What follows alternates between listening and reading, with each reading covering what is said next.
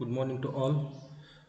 In last lecture, we have covered what is meant by vectors, what are the characteristic features of vectors, and why plasmid vectors are mostly used by the peoples for the genetic manipulation, okay, or during the gene cloning, okay. So in this lecture, we are going to study about one vector, that is PBR 322 vectors, okay. तर आज आपण PBR 322 व्हेक्टर्सबद्दल आपण बोलणार आहोत. Okay, तर first of all will see why it is PBR. Okay, आपण last लेक्चरला सुद्धा बघितले PBR ह्याला काय म्हणायचं. So PBR stands for, P stands for plasmid, okay, आणि B stands for Bolivar, R stand for Rodriguez. Okay, मग हे काय आहे, बॉलिव्हर अँड रॉड्रिग्स ह्या दोन सायंटिस्टचं नाव आहेत.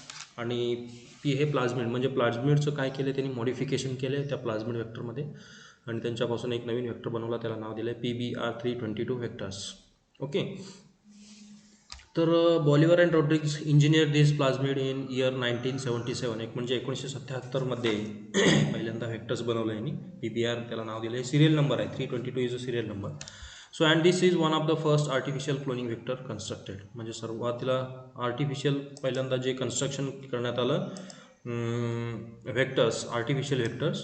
ओके, त्याच्या आधी जनरल प्लाझ्मिड व्हेक्टर्स यूज करायचे, म्हणजे बॅक्टेरियामध्ये extra chromosomal DNA, double standard DNA जे आहे ते यूज करायचे. मग नंतर आर्टिफिशियल, ओके, वेगवेगळ्या प्लाझ्मिडपासून कट अँड पेस्ट करून एक आर्टिफिशियल क्लोनिंग व्हेक्टर्स बनवलं आणि ते म्हणजे पहिल्यांदा होतं PBR 322 व्हेक्टर्स. ओके, आता सगळ्यात महत्त्वाचं म्हणजे काय की सगळ्यात महत्त्वाचं हे का बनवलं, कारण okay, in plasmid vectors up to certain limit we can clone particular gene of interest. म्हणजे एक पर्टिक्युलर साईजची आपण त्या प्लाझ्मिडमध्ये आपण काय करू शकतो, इन्सर्ट करू शकतो. तर एक सपोज एखादा जीन जर मोठा असेल आणि त्या प्लाझ्मिड साईज मध्ये बसत नसेल, तर आपल्याला त्या ठिकाणी व्हेक्टरसुद्धा काय पाहिजे, मोठ्या साईजचे पाहिजे. आणि त्याचं जीन एक्सप्रेशन करण्यासाठी जे प्रोटीन लागते ते सुद्धा एक्सप्रेस करण्यासाठी ते जीन्स त्यामध्ये असले पाहिजे. ओके, म्हणून लोकांनी काय केलं, नवीन नवीन वेगवेगळे प्रकारचे व्हेक्टर्स त्या ठिकाणी कन्स्ट्रक्शन करायला सुरुवात केलं सायंटिस्ट लोकांनी. ओके, आता ह्यामध्ये एक पहिल्यांदा जे कन्स्ट्रक्शन केलेलं आहे ते म्हणजे PBR 322. आणि ह्याचं जे साईज आहे PBR 322चं किती आहे, 4.36 kilo base pair. Okay, 4.36 kilo base pair म्हणजे काय, 1 किलो बेस पेअर म्हणजे 1000 base pair. 1 kilo base pair म्हणजे काय, 1000 बेस पेअर. एक बेस पेअर म्हणजे AT, म्हणजे एक बेस पेअर झाला. GC हा एक बेस पेअर झाला. असे 1000 base pair AT, GC, CG, GC. Okay, म्हणजे सीचा पेअर, प्रत्येक पेअर एक पेअर म्हणजे तो एक बेस झाला, बेस पेअर. ओके, ओके, तर असे 1000 बेस पेअरचा मिळून म्हणतो 1 किलो बेस पेअर. ओके, म्हणजे हा PBR 322 किलो किती किलो बेस पेअरचा आहे, 4.36 म्हणजे 4360 बेस पेअरचा. ओके, एवढा लॉंग हा डबल स्टँडर्ड DNA आहे. Circular double standard cloning vectors with molecular weight of 2.83 into 106 dalton. Okay, हे सुद्धा डेल्टॉन आणि किलो डेल्टॉन. ओके, ह्याच्यामध्ये सुद्धा काय आहे, अशा पद्धतीचं त्याचं वेट आहे, molecular weight. Okay, so fragments from the 3 different naturally occurring plasmids have been use to develop this plasmid. म्हणजे जवळपास 3 डिफरंट नॅचरली ऑकरिंग जे प्लाझ्मिड्स आहेत, 3 वेगवेगळे प्लाझ्मिड्स ह्या ठिकाणी यूज केले. ओके, हे PBR 322 व्हेक्टर्स कन्स्ट्रक्शन करण्यासाठी. Okay, the plasmid is having recognition site for 20 different type of restriction endonucleases. हे जे आपण बघतोय, ओके, त्याची साईज झाली, त्याचं मॉलिक्युलर वेट झाला. ओके, त्यानंतर किती डिफरंट टाईप कशापासून बनवलेलं आहे, ओके, ते हे जे डिस्टिंग्विशिंग कॅरेक्टर आहे PBR 322चं व्हेक्टर्स. त्यानंतर सगळ्यात महत्त्वाचं म्हणजे काही, त्याला किती रिकग्निशन साईट आहेत कटिंग करण्यासाठी. ओके, म्हणजे एखादं रेस्ट्रिक्शन एंडोन्यूक्लियस वापरा की तो किती कुठं कट करू शकतो. म्हणजे सगळ्यात महत्त्वाचं म्हणजे काय, ह्याला 20 different type of restriction endonuclease cutting site आहे. ओके, आता आपण त्याचं जे डायग्राम आहे ॲक्च्युली PBR 322चं आपण ते बघूया नेक्स्ट स्लाईडमध्ये. The plasmid also have the ampicillin and tetracycline resistance gene. सगळ्यात महत्त्वाचं म्हणजे काय, ह्याला काय आहे, अँटीबायोटिक रेजिस्टन्स जीन. लास्ट लेक्चरमध्ये आपण बघितलं अँटीबायोटिक रेजिस्टन्स जीन्स का महत्त्वाचं आहे, का गरजेचं आहे ते. कारण हे कशासाठी लागतो, तर क्लोनिंग झाल्यानंतर आपण जे जीन मॅनिप्युलेशन करतो, क्लोनिंग झाल्यानंतर आपल्याला सिलेक्शन करण्यासाठी, ओके, ज्या बॅक्टेरियामध्ये क्लोन केलेलं जीन इन्सर्ट झालेलं आहे प्लाझ्मिडमध्ये ते आपल्याला सिलेक्शन करण्यासाठी मदतीला येतो, म्हणून हे अँटीबायोटिक रेजिस्टन्स जीन खूप महत्त्वाचे आहेत. ओके, सो प्लाझ्मिड ह्याच्यामध्ये एम्पिसिलिन आणि टेट्रासायक्लिन रेजिस्टन्स जीनसुद्धा आहेत ह्याच्यामध्ये. आणि सगळ्यात महत्त्वाचं म्हणजे काय, ह्याला स्वतःचं ORI साईटसुद्धा आहे. ORI म्हणजे ओरिजिन ऑफ रेप्लिकेशन, स्वतःचं प्लाझ्मिड स्वतः रेप्लिकेट करू शकतो, मग स्वतःचं 2 कॉपी करून बनवू शकतो, 2ची 4 बनवू शकते, म्हणजे त्याला म्हणायचं ORI साईट म्हणजे origin of replication. Okay, self replication in E coli म्हणजे इस्चेराशिया कोलाई हे बॅक्टेरियाचं नाव आहे. Okay, the natural bacteria will die. However, the bacterial cell with this plasmid can grow in a medium containing ampicillin and tetracycline. म्हणजे आता natural bacteria जर असेल की ज्याच्यामध्ये हे प्लाझ्मिड आहे की ज्याच्यामध्ये हे एम्पिसिलिन रेजिस्टन्स टेट्रासायक्लिन जीन नाही आहेत, ते बॅक्टेरिया काय होईल, मरून जाईल, डाय होईल. का? कारण आपण सपोज आता बॅक्टेरिया कसं ग्रो करतो लॅबोरेटरी कंडिशनमध्ये, एक पेट्री प्लेट घेतो, त्याच्यामध्ये न्यूट्रिशनल कल्चर मीडिया टाकतो, बॅक्टेरिया ग्रो होण्यासाठी ज्याला काय न्यूट्रिशन्स लागतो. ओके, सॉल्ट असतील, पेप्टोन असतील, agar agar, yeast extract, okay, distil water, हे सगळं बनवून आपण मीडिया बनवतो. त्या मीडियावरती आपण बॅक्टेरिया ग्रो करतो 37 डिग्री सेल्सिअसवर. मग त्याच्यामध्ये तुम्ही काय टाकणार, एम्पिसिलिन आणि टेट्रासायक्लिन अँटीबायोटिक टाकायचं. ओके, आता ज्या बॅक्टेरियामध्ये रेजिस्टन्स जीन नाही आहे ते काय होणार, ते डाय होणार, कारण आपण त्याच्यामध्ये अँटीबायोटिक टाकल्यामुळं. आणि ज्या बॅक्टेरियामध्ये बॅक्टेरियाच्या प्लाझ्मिडमध्ये अँटीबायोटिक रेजिस्टन्स जीन आहे ते काय करणार, सर्वाईव्ह करणार, कारण ते रेजिस्टन्स आहे. अँटीबायोटिक टाकलं तरी त्याला तो रेजिस्ट करतो, त्यामुळे तो सर्वाईव्ह करतो. ओके, म्हणजे सिलेक्शन करण्यासाठी हे खूप महत्त्वाचं आहे.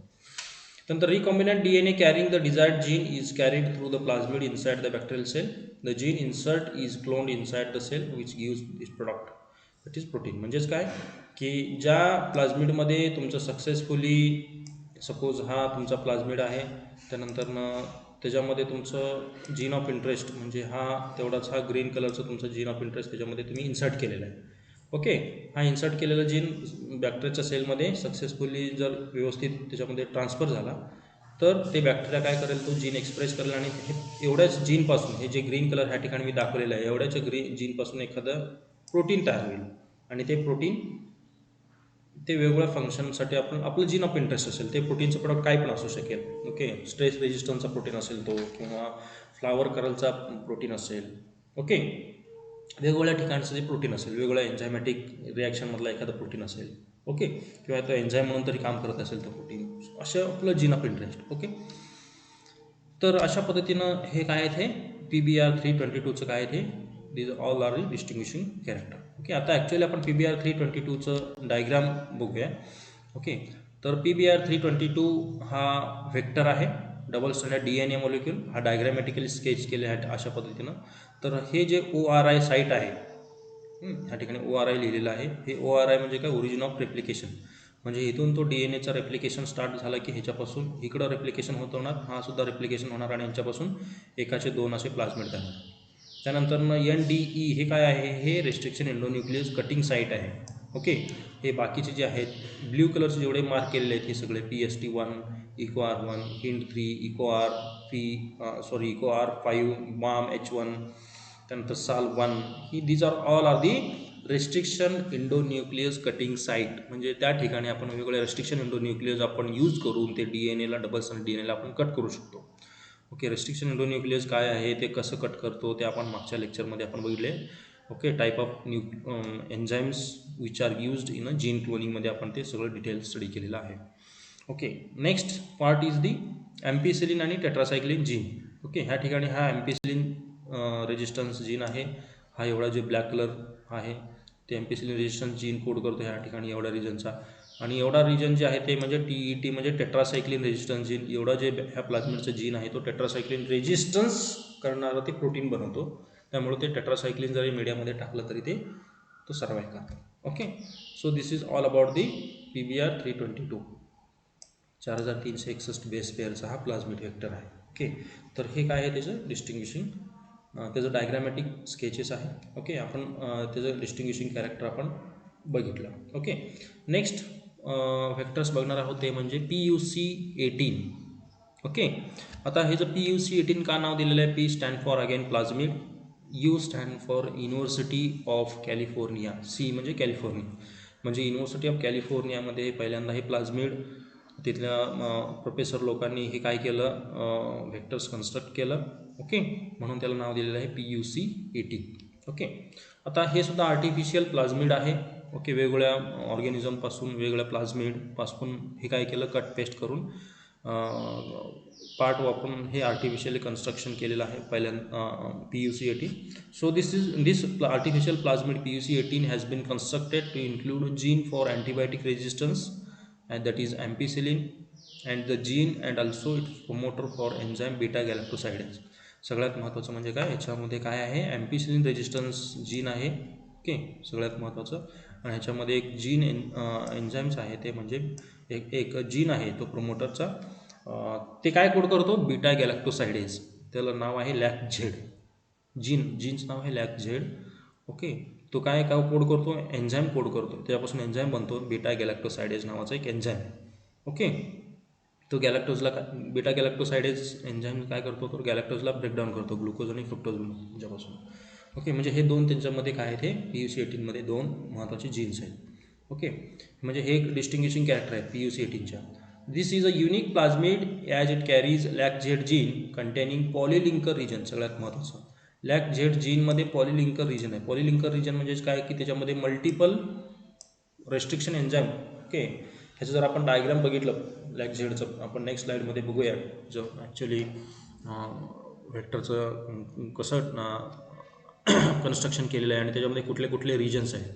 तर पॉलिलिंकर रिजन्स आहे. पॉलिलिंकर म्हणजे पॉली मीन्स मेनी, लिंकर म्हणजे मेनीज आपण आवर जीन ऑफ इंटरेस्ट त्या ठिकाणी आपण लिंक किंवा इन्सर्ट करू शकतो. म्हणजे multiple restriction endonuclease cutting site आहेत लॅक-झेड जीनमध्ये.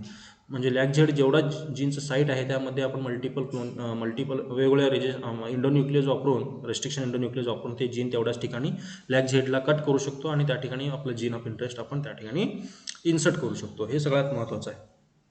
पॉलिलिंकर रिजन हे unique restriction site found nowhere else found in the plasmid. म्हणजे दुसऱ्या कुठल्या प्लाझ्मिडमध्ये ह्याच्यामध्ये आढळत नाही, पण हे PUC-18चं डिस्टिंग्विशिंग फीचर्स आहे.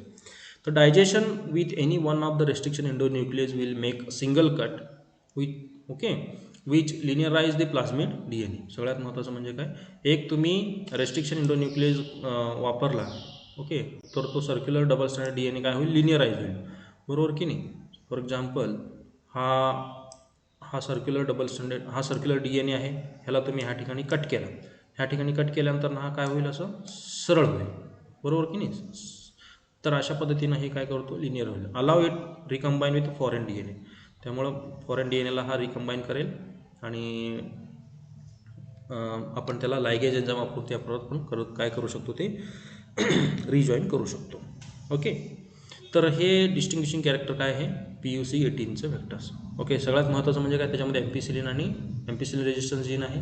त्यानंतर बीटा गॅलॅक्टोसाइडेज नावाचं एक एन्झाईम कोड करणारं जीन त्याच्यामध्ये आहे, त्याला नाव आहे लॅक-झेड. आणि त्या लॅक-झेडमध्ये पॉलिलिंकर रिजन आहे, म्हणजे रेस्ट्रिक्शन एन्झाईम यूज करून आपण ते DNA कट करू शकतो आणि त्याच्यामध्ये ते व्हेक्टर्स आपण इन्सर्ट करू शकतो.